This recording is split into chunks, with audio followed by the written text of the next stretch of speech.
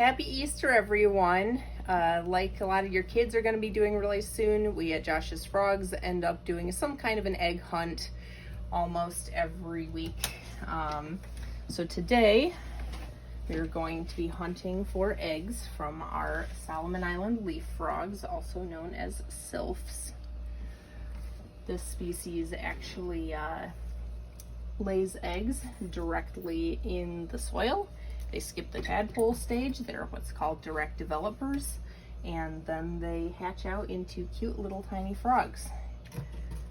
So, gotta get everything out of the way first, including our parents. So our female, she laid some eggs for us about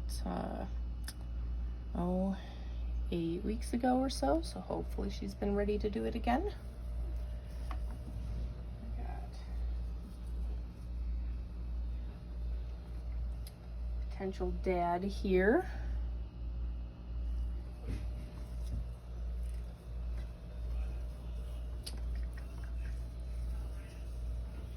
And there he is.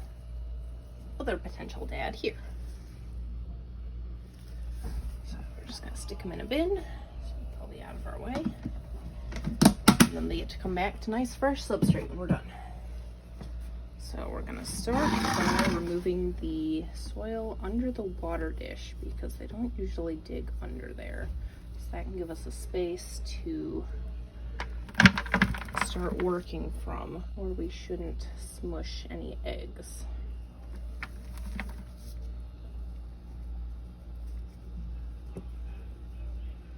The substrate that we've got in here right now is a blend of cocoa fiber and orchid bark. So just gonna kind of work in a circle, gently start kind of chipping away at the substrate in a ring around that area. Scoop it out as we go because we're gonna be replacing this.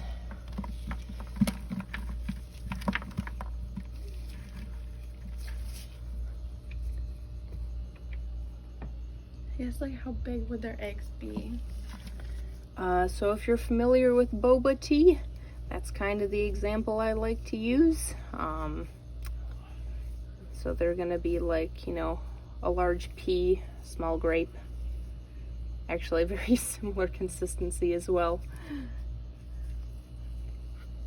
A good egg has a little bit of give to it, but it's obviously full of the embryo and the developmental fluid and stuff. But a bad egg that wasn't fertilized, it's usually going to be more of a texture to it. So you kind of just gotta give them a little gentle squish if you find any, and that's how you can figure out if it's going to be worth saving or not.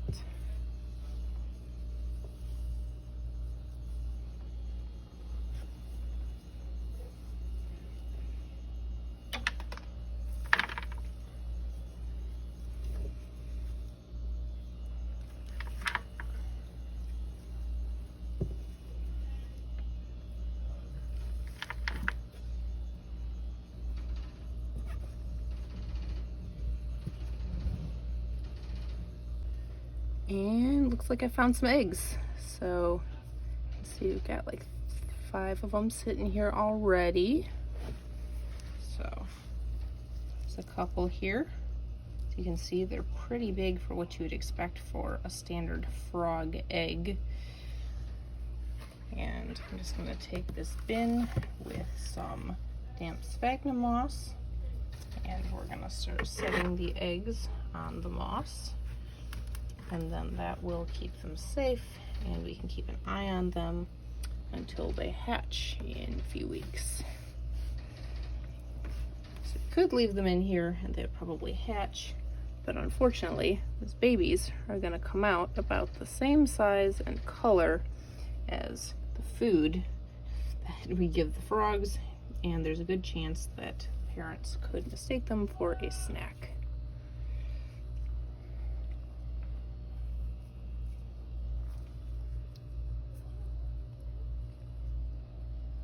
Oh, it's a big one. Usually bigger the better, kind of, so that's a good thing.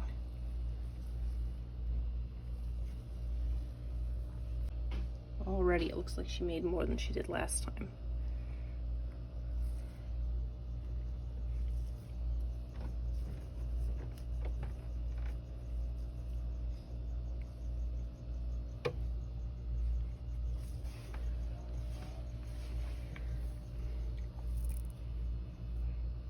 This is exciting. See, we got this whole group that just kind of tumbled out of the soil there. I haven't really been counting as I've been pulling, so we're gonna have to count all these at the end here so we can record them in our data sheet.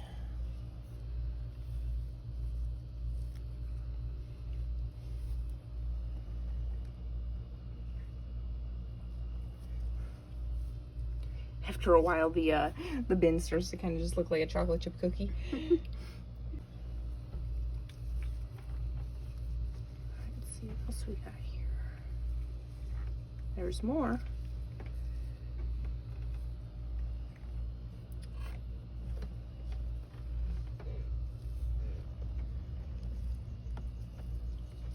So far, I haven't had any that have really been striking me as, oh, this is definitely infertile. So hopefully we should get nice healthy babies out of the majority of these.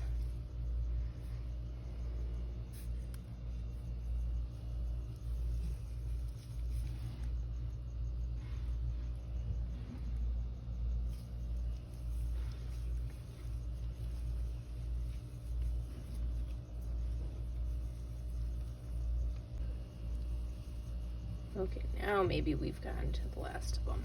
Looks like we've got about 40 eggs in this clutch, so that's pretty great. She did like double what she did last time. So looking forward to seeing all these little dudes hatch.